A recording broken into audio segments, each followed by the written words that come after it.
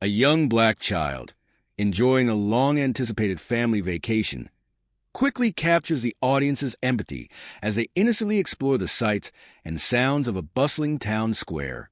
Unbeknownst to them, two police officers eye the family with subtle suspicion, quietly assuming the worst based on ingrained bias.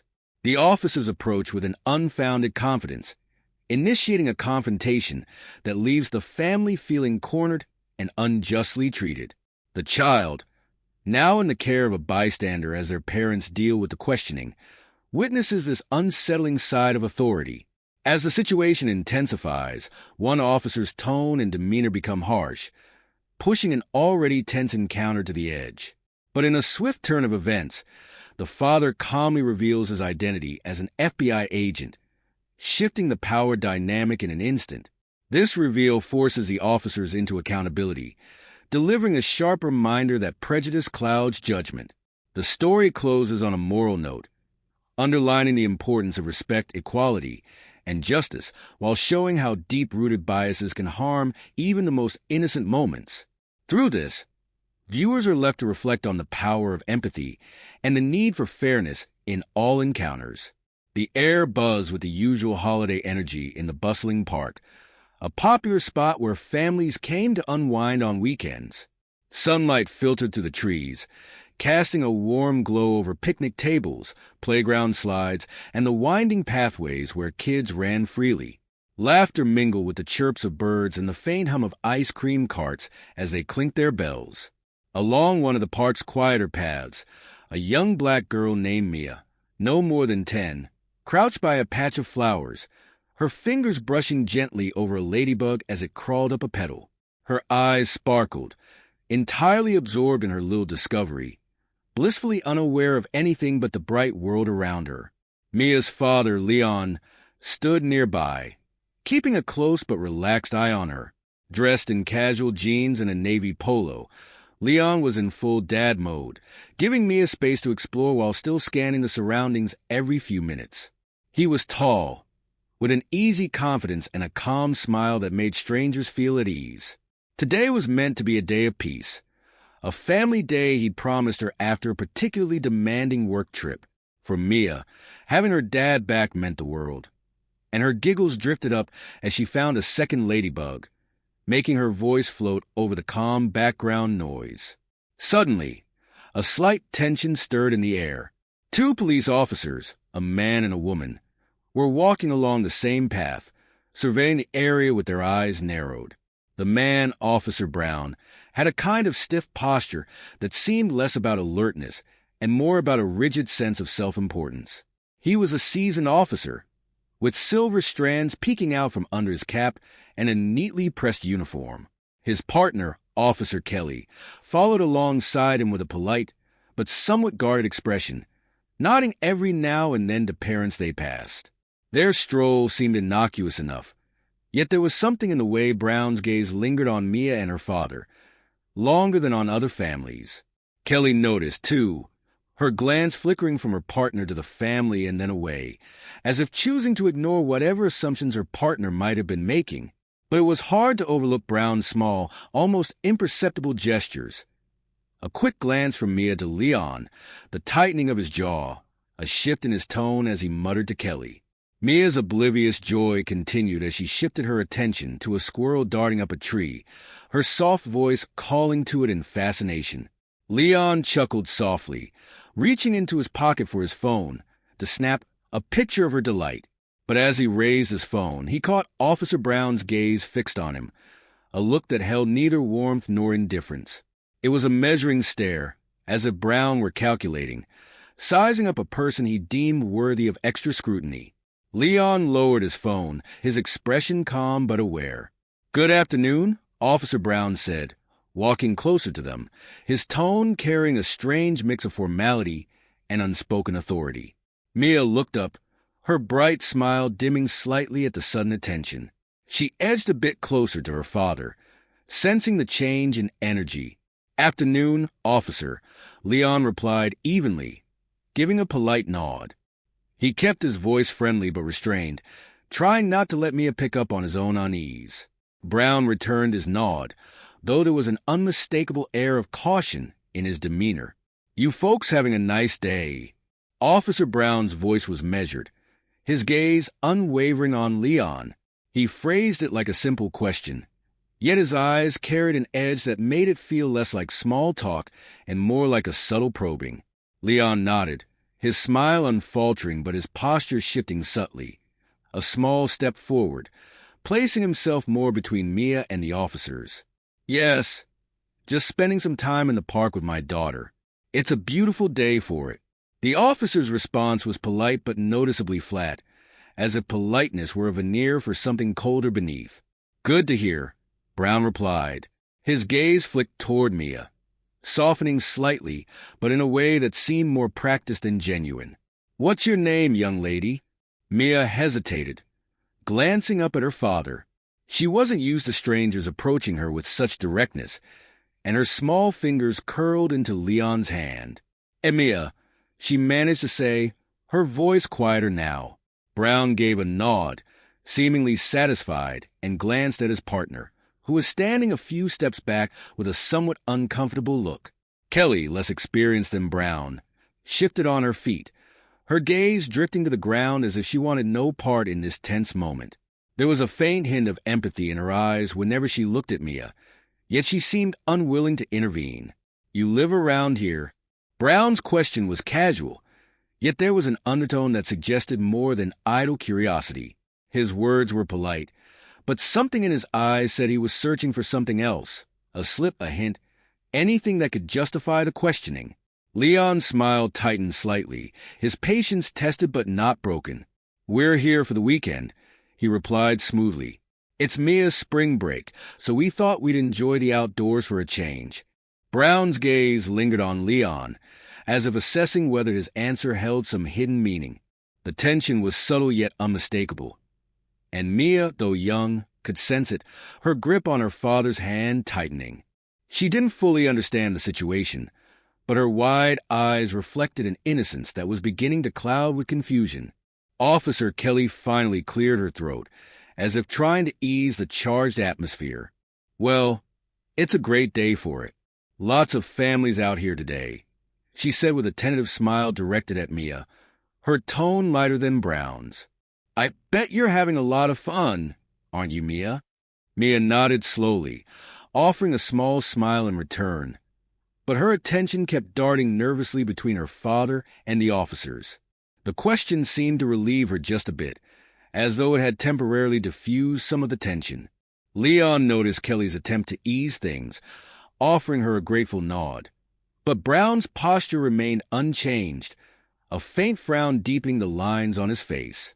"Well, we'll let you get back to your day," Brown said at last, his tone neutral but carrying a weight that lingered even after the words were spoken. His eyes flicked to Leon one last time, a lingering look that seemed to convey both caution and a hidden warning. As the officers turned and walked away, Leon let out a breath he hadn't realized he'd been holding. He gave Mia's shoulder a reassuring squeeze, smiling down at her. "Hey, don't worry, honey. They were just checking in." Mia looked up at him, her brow furrowing slightly as she searched his face. "Did we do something wrong, Daddy?" Leon shook his head firmly, crouching down to meet her eye level. "Not at all, sweetheart. Sometimes people just ask questions, but it doesn't mean we've done anything wrong." He brushed a stray curl from her face, giving her a warm smile that seemed to ease her worries a bit. Still, as Leon straightened up and watched the officers retreat down the path, he couldn't shake the uneasy feeling that lingered in his chest, a silent warning that this encounter was only the beginning.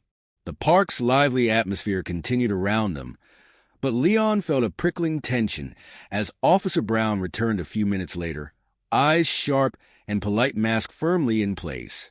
Officer Kelly followed close behind, her gaze shifting between Leon and the other families who strolled or played nearby. But it was Brown who spoke first, his words coming in that same overly polite tone that had set Leon's nerves on edge. "Mr. Carter, wasn't it?"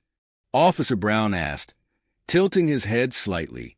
There was an artificial warmth to his smile that didn't reach his eyes. "Mind if we ask you a few more questions?" Leon glanced at Mia, who clutched her stuffed panda a little tighter. He gave her a reassuring nod, brushing his hand over her shoulder, but inside, he felt a swell of irritation. He kept his voice level, responding with a calm, "Of course, officer." "What's on your mind?" Brown folded his arms, adopting a casual stance, but his eyes remained unyielding. "Just a few things, really. You mentioned you're here on vacation, correct? Funny how you chose the spot. Out of all the other places you might have gone. A little unusual, wouldn't you say?" Leon held back a sigh, noticing the faint crease in Mia's brow as she picked up on her father's unease. "We just wanted a quiet break," Leon replied, keeping his tone as neutral as possible. Mia's school break lined up, and this park seemed nice enough for a day out. Brown's polite facade cracked just slightly, revealing a faint smirk. "A quiet day out. Sure. Well, you must understand, we have to look out for everyone here, Mr. Carter." He paused, letting the words hang uncomfortably in the air. "Sometimes folks coming from out of town can, well, misunderstand local customs. Cause a little disruption." Leon's face remained calm, but his jaw tightened.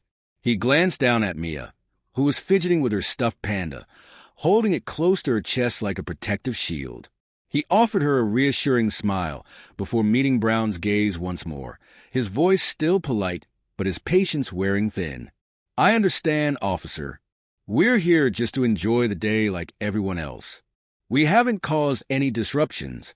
Brown's eyes flicked to Mia, then back to Leon, the smirk fading into a more scrutinizing gaze. "Of course. Just a dad and his daughter. Out for a little fun," he said, with a tone that implied disbelief. He took a step closer, his shadow casting over them. "Forgive me if I ask, have you, encountered any problems around here before?" Leon hesitated, sensing that this wasn't an innocent question. "No, officer," he replied carefully, keeping his voice steady. "Everything's been fine. People here have been friendly enough." Officer Kelly shifted uncomfortably beside Brown, as though she wanted to interject, but held her tongue. She looked down at Mia with a soft smile, attempting to ease the growing tension. "Mia, sweetheart, are you having fun with your dad today?" she asked in a gentle tone, her kindness genuine despite her partner's probing questions. Mia's eyes darted up to her father, unsure of how to respond. She nodded shyly, pressing her stuffed panda against her chest.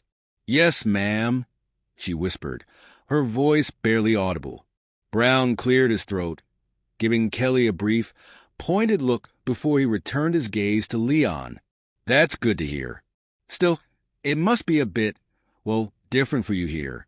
This isn't exactly the most common vacation spot for visitors.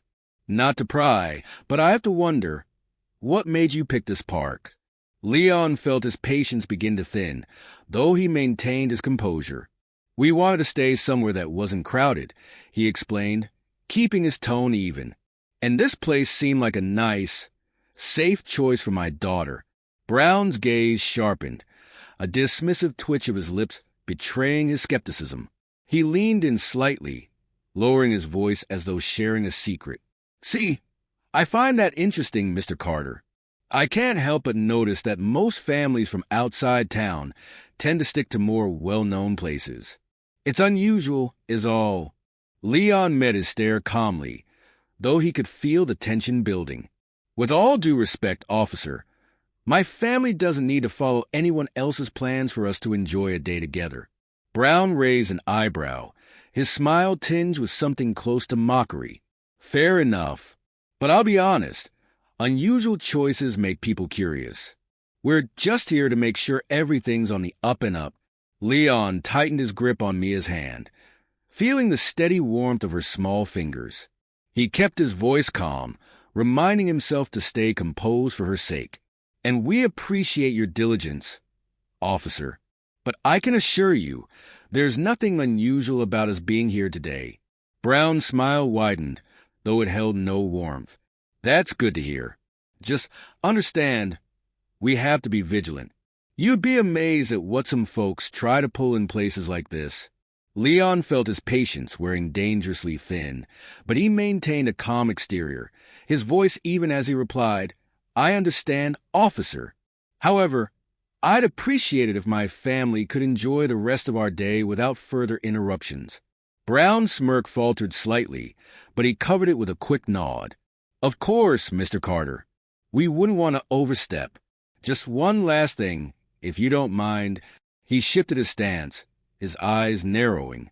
"You wouldn't happen to have any identification on you, would you?" Leon's fingers tensed, but he held his composure, nodding as he reached into his wallet. He handed over his driver's license, his gaze steady and unflinching as Brown examined it. Brown took his time, his eyes moving slowly over the ID before he handed it back, his expression unreadable. "Thank you, Mr. Carter. Just doing our job, you know." Leon accepted his license with a polite nod, though his patience had reached its limit. "I understand, officer, but unless there's a legitimate reason for all this questioning, I'd like to spend the day with my daughter without further delay." Brown's mouth tightened, but he managed a nod, stepping back reluctantly. "Of course. Enjoy your day." The words were polite, but his tone was strained, as though he were forcing himself to hold back some unspoken comment.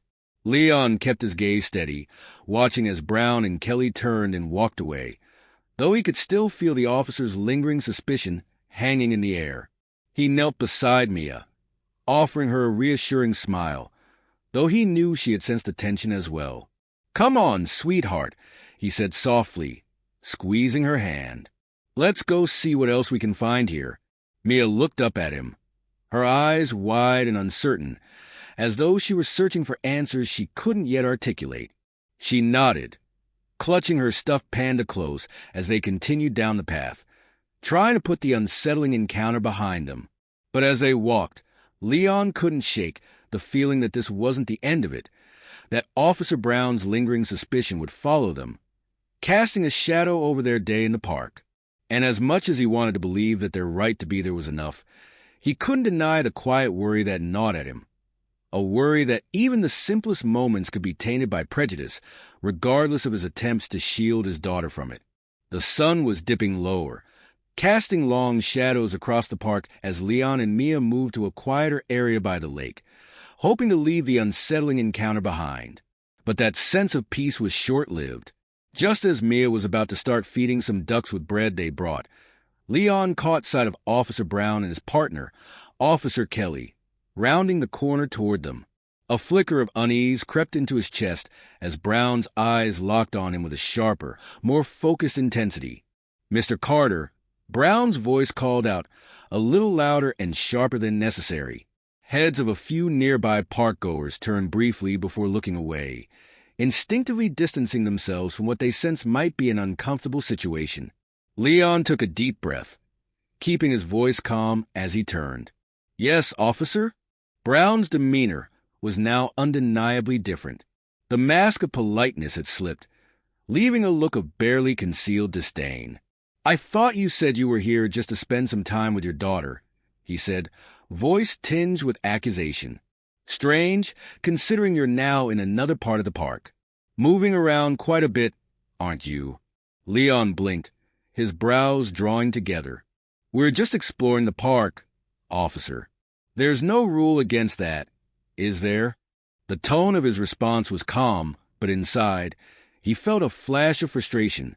He kept his voice low, mindful of Mia's small hand resting on his arm, though she too sensed the tension and drew closer.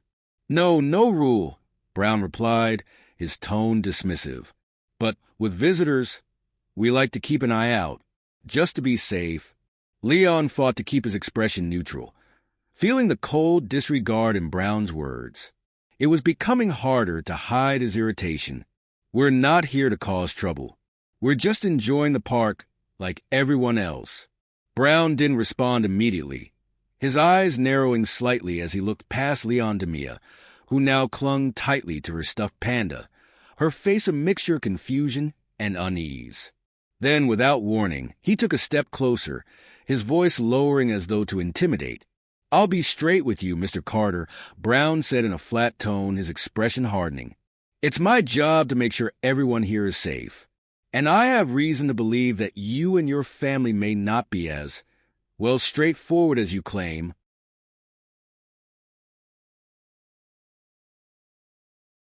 Leon felt a surge of anger at the insinuation, but kept his voice even, refusing to rise to the bait. We haven't done anything wrong, officer. There's no reason for this hostility. Instead of responding, Brown turned his attention to Mia, who shifted behind her father, hiding her face against his arm. Young lady, he said, his tone adopting a false gentleness that only heightened Leon's discomfort. Are you okay? Are you safe with your father here? Leon's stomach tightened at the implication. Mia, bewildered by the officer's sudden question, simply nodded, her gaze flicking up to her father, seeking reassurance. Mia is perfectly safe with me, Leon answered firmly, his voice tinged with quiet anger. There's no reason for you to be asking her that. Brown straightened, his expression turning cold. No reason, huh? He glanced around at the other park-goers, several of whom had started to watch, though their gazes quickly shifted elsewhere when Leon's eyes met theirs. A few people exchanged uncomfortable glances, but none seemed willing to intervene. Turning back to Leon, Brown's tone grew sharper. You don't get to decide what's necessary here. I do. So if I have questions, you'll answer them. The dismissive authority in Brown's tone made Leon's chest tighten with frustration, but he kept his expression calm. He could feel Mia trembling slightly beside him, her fingers gripping his arm tightly, and he gave her hand a reassuring squeeze. We're not here to cause trouble, officer, Leon said quietly, fine to keep the tension out of his voice. We just came for a day at the park. That's all. Brown's eyes narrowed, his lips twisting into a cold smile. So you say. But here's the thing, Mr. Carter. You can't just walk in here and assume you'll get the same treatment as everyone else. We have to be careful. We don't know you.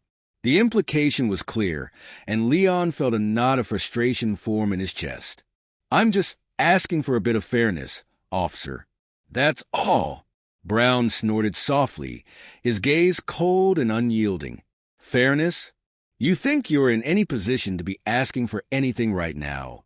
He took a step closer, his tone dropping to a harsh whisper. Here's the reality, Mr. Carter. This is my park, my jurisdiction, and you're just a guest here, one that's overstaying his welcome. Leon felt a flash of anger, but forced himself to keep calm. He wasn't about to make a scene, especially not with Mia there. But it was hard to ignore the way Brown's words stung, the way his cold gaze bore into him with a smug, dismissive arrogance. He took a steadying breath, his hand still resting protectively on Mia's shoulder.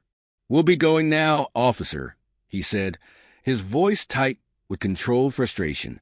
There's no need to continue this. Oh, I think there is, Brown replied, his tone mockingly polite. You think you can just come here, act like you belong, and then walk away as if I owe you anything? No, Mr. Carter. You're not going anywhere. Not until I'm satisfied.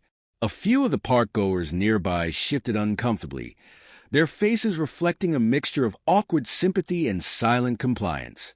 None of them looked directly at Leon or Mia, choosing instead to avoid eye contact, as if by ignoring the situation, they could pretend it wasn't happening. Leon's chest tightened with a familiar sense of isolation, the kind he had felt too many times before. He looked down at Mia, whose face was pale, her grip on her stuffed panda tighter than ever. He forced a reassuring smile, whispering softly, "It's okay, sweetheart. We're going to be okay." But even as he said the words, he wasn't entirely sure he believed them. Brown's gaze remained fixed on him, unyielding and unkind, and Leon could feel the weight of the officer's prejudice pressing down on him, suffocating in its cold intensity. He tried to maintain his calm, but the frustration and helplessness gnawed at him, making it difficult to breathe. Kelly, standing to the side, seemed to sense the tension reaching a breaking point. She glanced at Brown, a flicker of discomfort in her eyes, as though questioning whether this was truly necessary. But she said nothing, her gaze dropping to the ground, unwilling to confront her partner's behavior. Brown took a slow step back, his expression cold and calculating.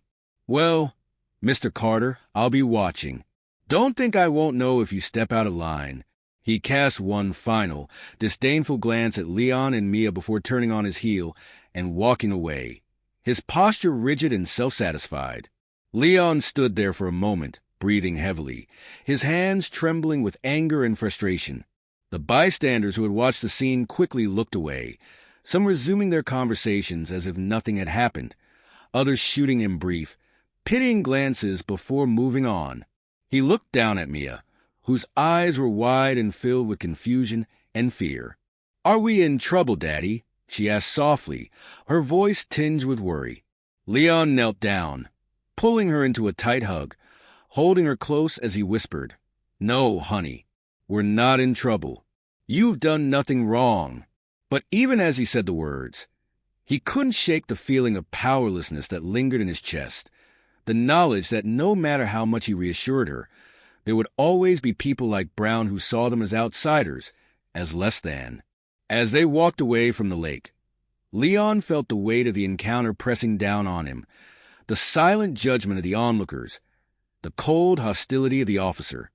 He held Mia's hand tightly, determined to shield her from the worst of it, even as he grappled with his own frustration and helplessness. For now, all he could do was take Mia's hand and keep moving, hoping that one day, the world would be a place where she wouldn't have to experience the same pain and confusion.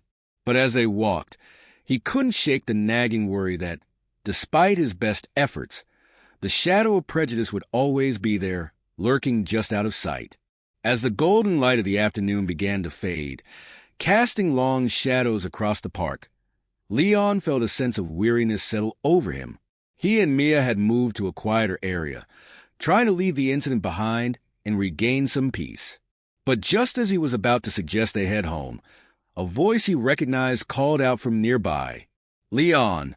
Leon looked up, surprised and relieved to see his wife, Rachel, striding towards them. Her presence alone eased some of the tension that had been building in his chest. Tall, with a confident stride and a commanding presence, Rachel was more than just his partner. She was a source of strength and wisdom for their entire family. As an attorney who specialized in civil rights, she was no stranger to confronting injustice. And by the determined look in her eyes, Leon knew she sensed something was wrong. Mia's face brightened at the sight of her mother, and she immediately ran to her, wrapping her arms around Rachel's waist. But Rachel's gaze never left Leon's face, her eyes scanning him for any sign of what had happened. "Is everything all right?" she asked, her voice calm but with an underlying firmness that held an unspoken promise. If something had happened, she would find out, and she would make it right. Before Leon could respond, however, Officer Brown reappeared. He approached with the same self-assured swagger, apparently unbothered by the weight of his earlier actions. He didn't seem to notice Rachel's presence at first, his focus still on Leon and Mia, his expression showing an arrogant satisfaction, as if he'd won some unspoken contest. But as he finally noticed Rachel, his posture faltered for a brief moment, and a flicker of uncertainty crossed his face. It was subtle, but Leon saw it, a brief recognition that he wasn't in control of the situation anymore. Rachel's gaze sharpened as she took in the scene, her instincts telling her something was very wrong. "Officer," she said evenly, her voice cutting through the silence with a calm authority. "Is there a reason you're bothering my family?" Brown's eyes narrowed as he shifted his stance, seemingly trying to regain his composure. "Ma'am, I'm simply performing my duty, ensuring the safety of everyone here," he replied, his voice laced with a thinly veiled defensiveness. Rachel's lips pressed into a hard line, her eyes flashing with a fierce protectiveness that Leon knew all too well. "By harassing them?" she shot back, her tone cold. "From what I understand, my husband and daughter have been repeatedly questioned and monitored by you without cause. Do you care to explain why?" Brown seemed to bristle at the challenge, his polite facade cracking as he glanced around, hoping to find support from nearby park-goers. but most were wisely keeping their distance, watching the confrontation with wary glances. "With all due respect, ma'am," he said, forcing a stiff smile, "I was only responding to a potential situation. We don't always know the intentions of people who are new to the area." Rachel's expression hardened, her voice steady but filled with a calm fury. "People who are new to the area," she repeated, her tone cool and pointed. "Or families who don't look like they belong." Brown's eyes flashed with a moment of raw anger before he quickly masked it. "Now, wait a minute. I never said anything like that. I'm simply trying to keep things safe and orderly here. If you and your family had nothing to hide, you wouldn't be so defensive." Leon felt his hands clench into fists at Brown's words, a mix of frustration and relief swelling within him. But before he could respond, Rachel took a step forward, her gaze unwavering. "You're implying that my family looks suspicious because we're enjoying a public park, or is it simply because of the way we look?" Brown's gaze hardened, the subtle traces of prejudice that he'd tried to hide now surfacing in his demeanor. "I think you're reading too much into this," he said dismissively, shifting uncomfortably under Rachel's penetrating gaze. "I have every right to question people who don't seem familiar around here." Rachel's eyes blazed with righteous anger, her voice unshaken. "The problem, officer, is not who is familiar or unfamiliar to you. The problem is your assumption that you get to decide who belongs. You've chosen to single out my family, who has done absolutely nothing wrong, simply because you decided they didn't fit. That's not protection. That's profiling." Brown's face flushed with irritation, his stance rigid. "You're making a lot of assumptions, ma'am," he snapped. "I have a job to do, and if that means being vigilant about anyone who looks out of place, I'm going to do it. Maybe if your husband had cooperated more willingly." "He did cooperate," Rachel interrupted, her tone firm and unwavering. "He cooperated far more than most people would, especially given the baseless nature of your questions. You've crossed a line here, officer." At that, Officer Kelly, who had been standing quietly to the side, finally spoke up, her voice hesitant. "Maybe we could let this go, Brown," she suggested softly, casting a wary glance at Rachel and Leon. "I think they've had enough for today." Brown shot her an angry look, as though her intervention were a betrayal.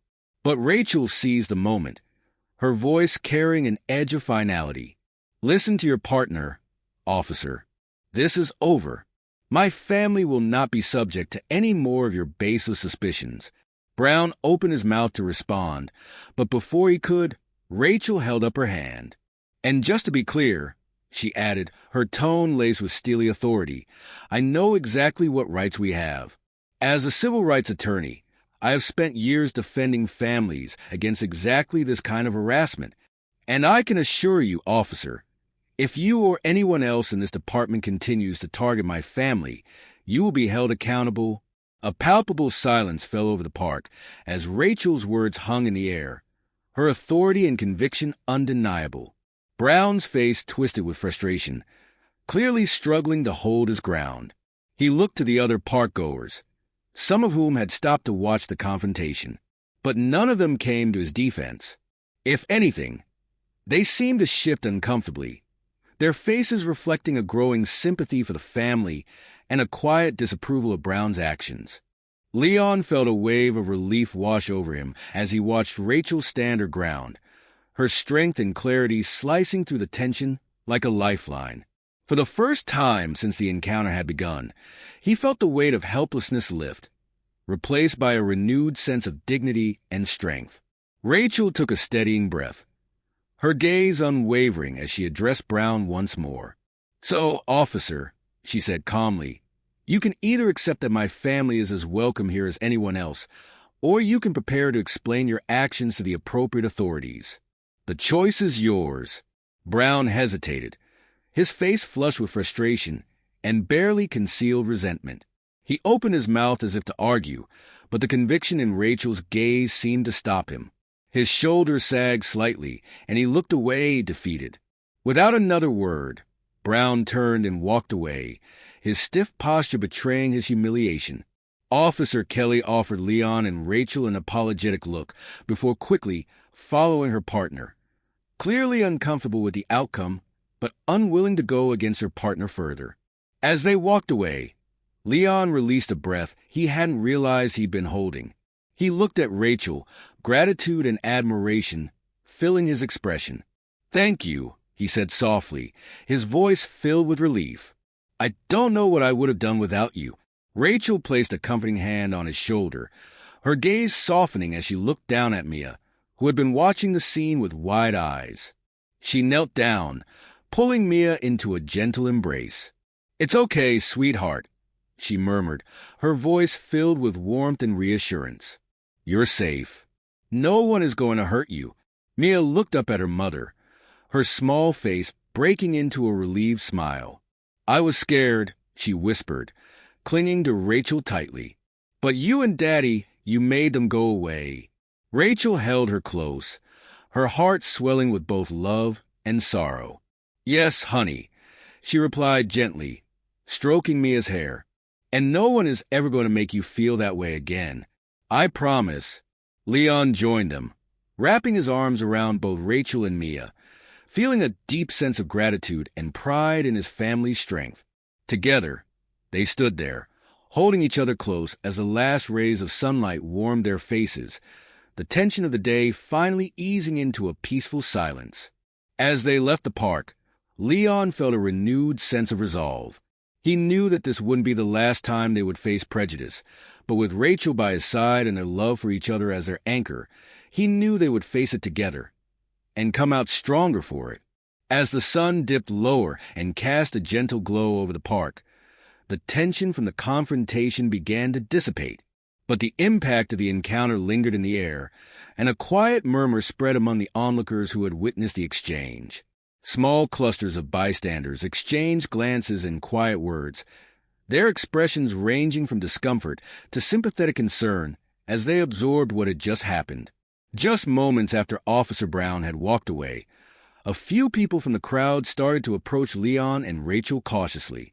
An older couple, who had watched everything unfold, stepped forward first, their faces showing a mix of sympathy and quiet resolve. The woman, dressed in a simple cardigan and clutching her husband's hand, offered a tentative smile to Rachel.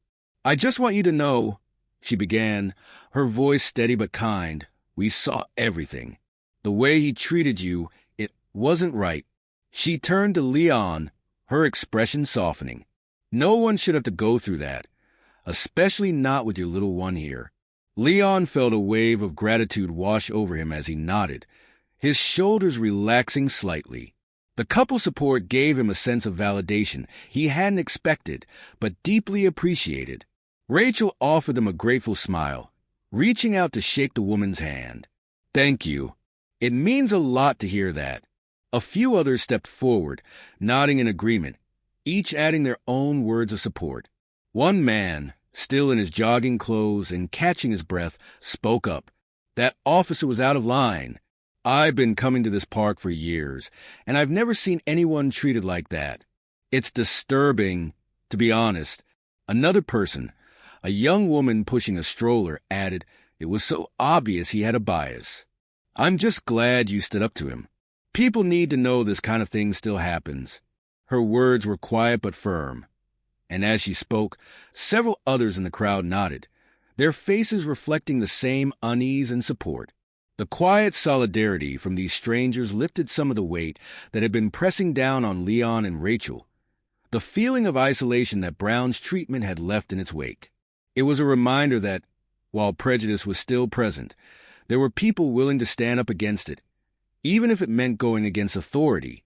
As the small crowd began to disperse, another figure entered the scene, a tall, stern-looking man in a dark uniform that marked him as a senior officer.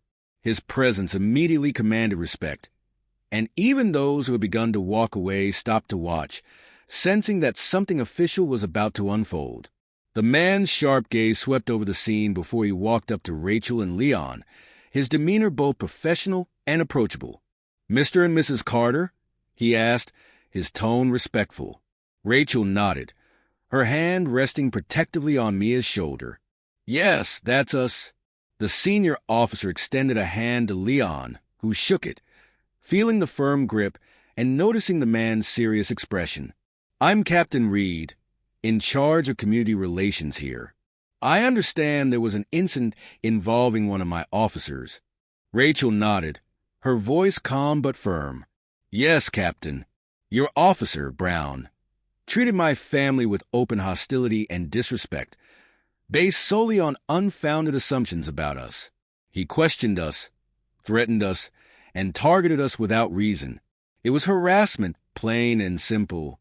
Captain Reed's face grew somber as he listened, his jaw tightening. He glanced at Leon, who nodded in confirmation, and then looked down at Mia, whose small face still held traces of confusion and worry. Reed's expression softened slightly as he took in the sight of the young girl, understanding that this wasn't just a matter of professional misconduct. It had deeply affected a family, especially an innocent child. I apologize for Officer Brown's actions, Captain Reed said, his voice firm. That kind of behavior is unacceptable, and it goes against the values we work hard to uphold in our department. I'll be conducting a thorough investigation, and Officer Brown will face disciplinary action for his conduct. Rachel's face softened slightly, though her gaze remained steady. Thank you, Captain. It's important to us that this is taken seriously. We don't want other families to go through this kind of treatment. Captain Reed nodded, his expression sincere. I can assure you, this matter will be handled with the gravity it deserves. Officer Brown will be suspended immediately while we investigate. No one should ever be made to feel unwelcome or unsafe, least of all in a public park. He turned to the onlookers who had gathered nearby, his voice raised slightly.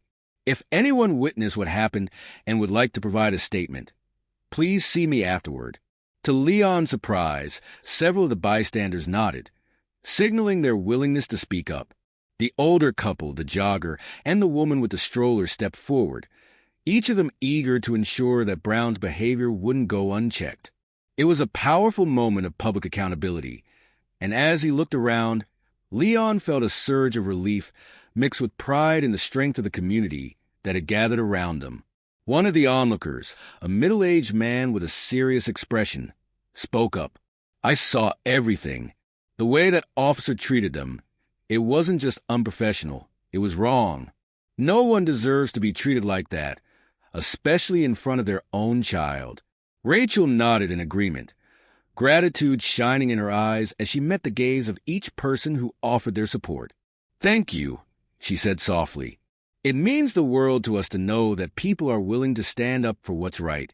Captain Reed's face softened as he looked at Mia, who was holding her stuffed panda tightly, still clinging to Rachel's side.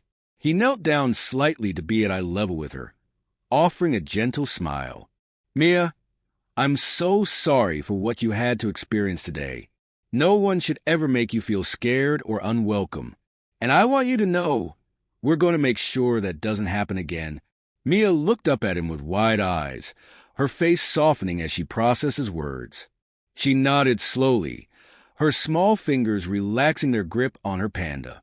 Leon and Rachel watched her, their own expressions reflecting a mix of relief and sadness that she'd had to experience this at all.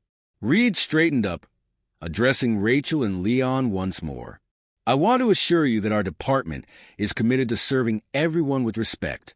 Officer Brown's actions don't represent our values, and we'll be taking steps to ensure this kind of conduct is rooted out. No family, no individual, should ever have to question their right to enjoy a public space. Rachel gave him a grateful nod, her voice soft but sincere. We appreciate that, Captain. Respect and justice aren't just words. They're values that have to be acted on. Reed nodded firmly. Exactly. I want you to know that I'll be working closely with our department to reinforce that message.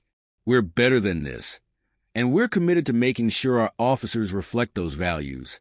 The group of bystanders, now visibly supportive, murmured their agreement, and several people nodded, their expressions a mixture of approval and respect. As Captain Reed turned to take the statements of the witnesses, Rachel knelt down beside Mia, brushing a stray curl from her daughter's face as she looked into her eyes.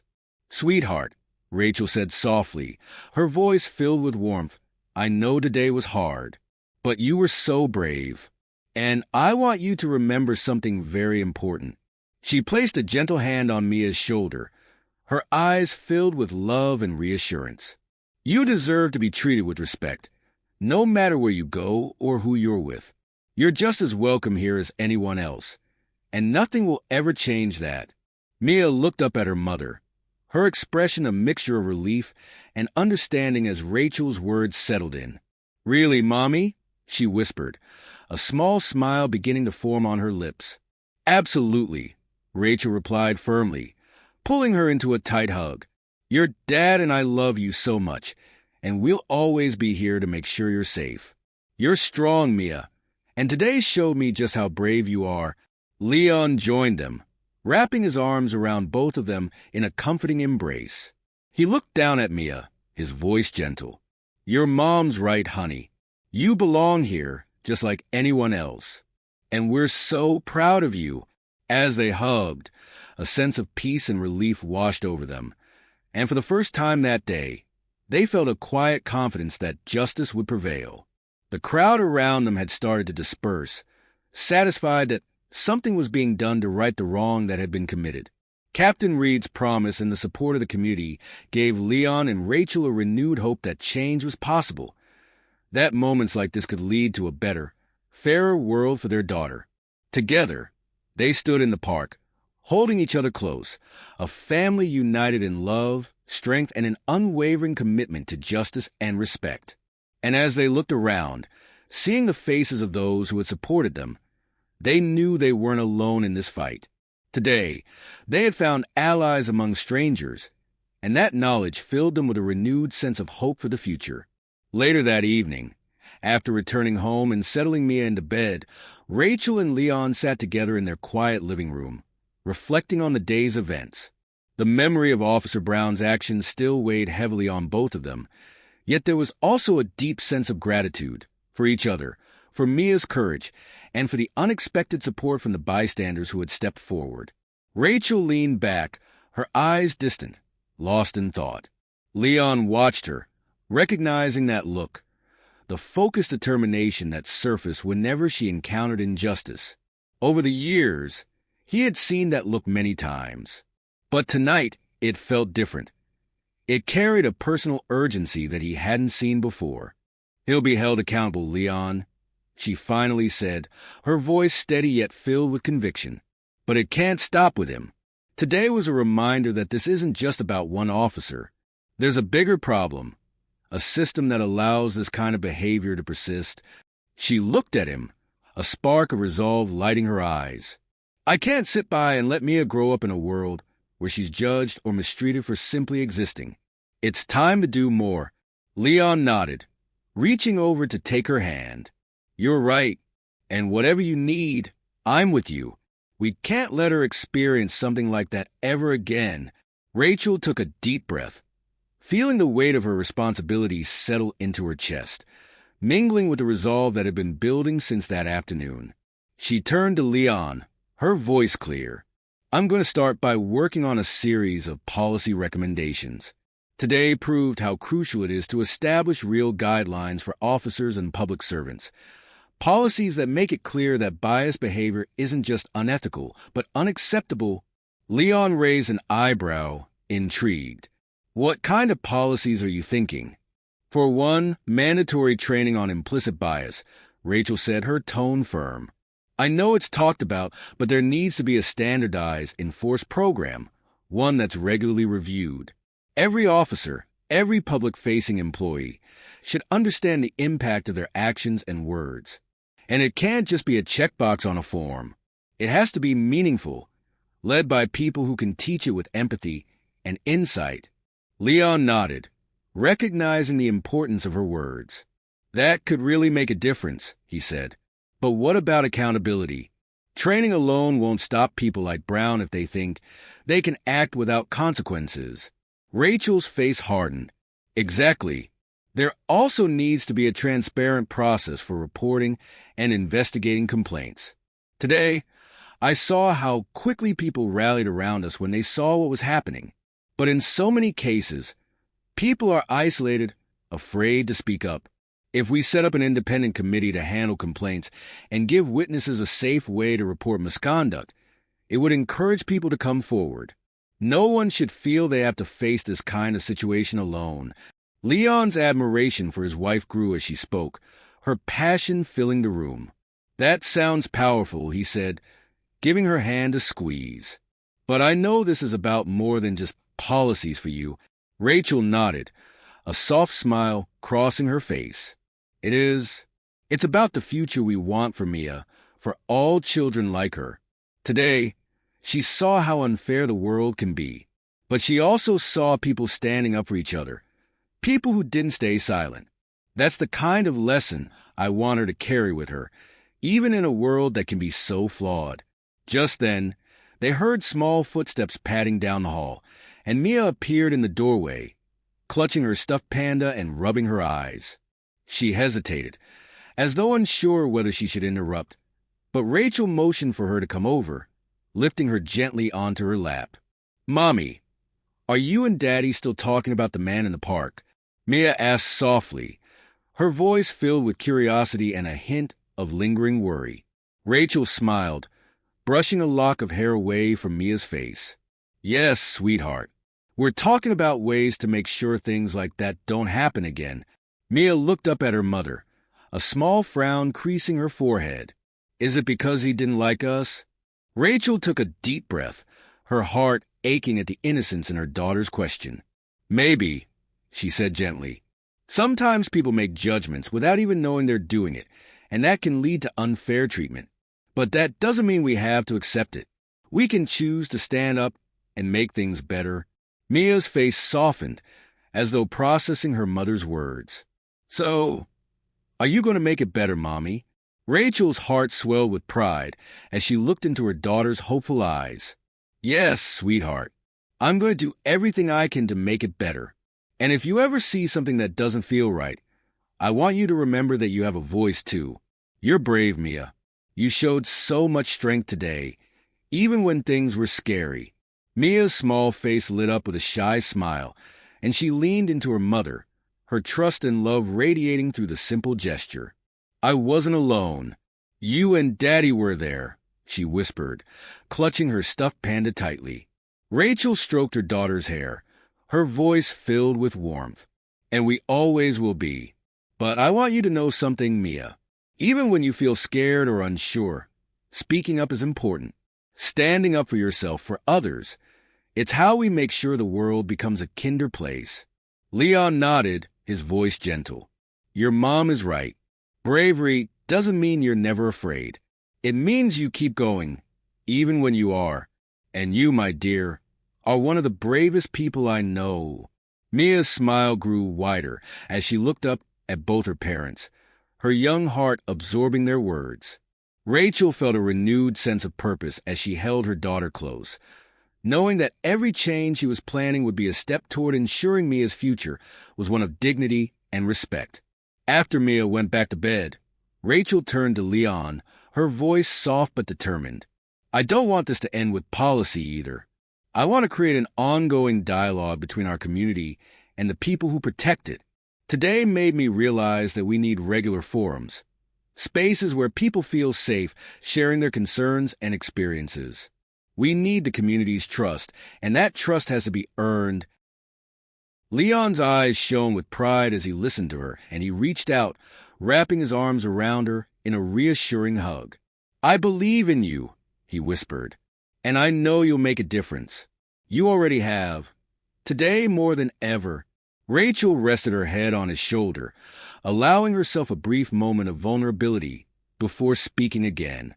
"It's for all the kids out there, Leon. All the kids who deserve to grow up believing in their own worth.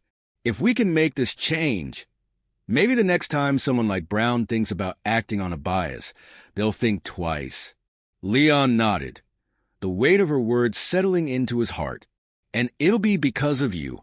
You're showing Mia and everyone else what it means to truly care about fairness and justice."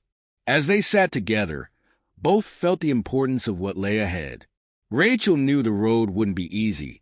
Systemic change rarely was. But with each new policy, each community forum, each voice that joined the conversation, they would build a foundation of respect and accountability. And someday, she hoped, Mia could look back on this day and see it as a moment of change, a day that, though difficult, led to a future where she would feel safe, seen, and respected. Rachel looked at Leon, her gaze unwavering, and he could see the fire of determination that had drawn him to her years ago. Together, they sat in silent agreement, their resolve solidified by the events of the day, and both were ready to take on the challenge ahead. For them, this was no longer just about today's confrontation. It was about building a future where Mia and every other child could grow up knowing that their voice mattered, that they were valued, and that they could stand up against prejudice and be met with support, not silence. Years had passed since that fateful day in the park, yet its impact reverberated through the lives of Mia and her family, rippling outward into the community. Thanks to Rachel's relentless pursuit of change, their town had transformed into a place that actively promoted respect, fairness, and understanding. Rachel's push for reforms had led to the establishment of the Community Accountability Initiative, a platform that gave people a safe, protected way to report misconduct. This initiative had not only improved transparency, but had also cultivated a deep sense of trust within the community. For Mia, now a confident young woman in high school, the memory of that day was distant but not forgotten. She had learned to turn it into a source of strength. One morning, as she walked through the hallways of her high school, she passed a large display board mounted on the wall. The community pledge for fair treatment and respect. It listed the core values that her mother had fought to uphold: dignity, empathy, justice. At the bottom of the board was a section recognizing the local leaders who had been instrumental in pushing for these changes. Rachel's name was among them. Mia smiled, feeling a surge of pride. She could see how these values were no longer just words on a wall. Teachers, students, and administrators had internalized them, creating an atmosphere where kindness and respect weren't only encouraged, they were expected. She saw it in the small things.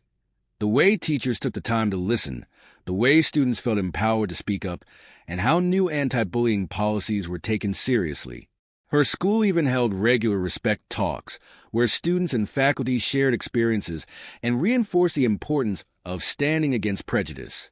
As she made her way to her history class, she heard her teacher, Mr. Ellis, a thoughtful man who had worked alongside her mother in the Community Accountability Initiative, mention the impact of local reforms.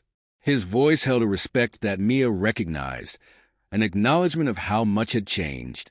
Today, he was discussing movements for social change, and Mia listened, inspired by the history, but equally proud of what her community had achieved in recent years. "Mia," he said, catching her attention with a warm smile, "would you like to share a bit about your mother's work and the changes it's brought to our town?" Mia nodded, standing up with a steady confidence.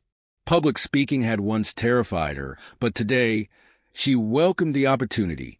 She recounted the story, briefly but meaningfully, of that day in the park, sharing how her mother's determination had spurred lasting changes that reached far beyond their family. She spoke with pride about the bias training that was now required across town departments and the accountability board her mother had established. Her voice carried the weight of experience, but also the resilience she had gained from it. When she finished, her classmates listened in respectful silence, absorbing the gravity of her story. She could see the understanding in their eyes, and the quiet realization that one family stand had transformed an entire community. After class, Mia was stopped by several classmates, each expressing admiration for her mother's work and her courage. One student, a quiet freshman named Kayla, came up to her shyly. "Thank you for sharing that," Kayla said softly, her voice sincere. "I've had moments where I didn't feel like I belonged. It's nice to know that people here care about making sure everyone feels welcome." Mia smiled, her heart swelling with gratitude. "You do belong, Kayla. And if you ever need someone to talk to, I'm here." Kayla's face lit up and she nodded, reassured by Mia's words. As she walked away, Mia felt a sense of fulfillment, knowing that the efforts her mother had made were creating spaces where people felt safe and accepted. And she was proud to continue that legacy, however she could. That evening, back at home, Mia sat with her mother in the kitchen, watching as Rachel prepared a cup of tea. The house felt warm, filled with the comfort of their bond and the quiet strength they had built together. Rachel glanced at her daughter, noticing the thoughtful look in her eyes. "Something on your mind, sweetheart?" Rachel asked, a gentle smile on her face. Mia hesitated, then nodded. "I just wanted to say thank you for everything." Her voice softened as she met her mother's gaze. "Back then, in the park, I didn't really understand why it happened or why you had to fight so hard. But now, I see how much you've changed things. Not just for us, but for everyone." Rachel's face softened with pride, and she reached across the counter to hold her daughter's hand. "It means a lot to hear you say that, Mia. That day, I knew I had to make things better. Not just for you, but for every family, every person who's ever been made to feel small or unwelcome." Mia squeezed her mother's hand, her voice steady. "You taught me to stand up for myself, and for others, too. I know it wasn't easy, but you did it. You made a difference." Rachel smiled, a deep warmth filling her heart. "And you're part of that change too, Mia. Every time you show kindness, every time you stand up for someone, you're helping to build a world where everyone feels respected and valued. That's what this is all about." Mia nodded, feeling the truth of her mother's words resonate within her. They sat in a comfortable silence, both reflecting on the journey that had brought them here. A journey of struggle, resilience, and hope. As they finished their tea, Mia looked out the window at the evening sky, its colors soft and peaceful. She felt a renewed sense of purpose, knowing that the values her mother had fought for were now woven into the fabric of their community, shaping lives in ways they might never fully see. And she felt ready to carry that legacy forward, confident in her own strength and guided by the lessons of empathy and justice her mother had instilled in her. "Mom," she said quietly, a smile tugging at her lips, "I think you changed the world. At least, our little part of it." Rachel laughed softly, squeezing Mia's hand. "Maybe, but remember, it's not just about changing the world. Sometimes, it's about making sure the people around us feel seen, heard, and valued. And if we keep doing that, even in the small moments, then we're doing something right." They shared a smile, a bond of love and understanding that had been forged in moments both joyful and difficult. And as Mia looked into the future, she knew that, no matter where life took her, she would carry this lesson with her, a lesson in the power of empathy, the strength of standing up for others, and the unbreakable connection of a family committed to justice and respect.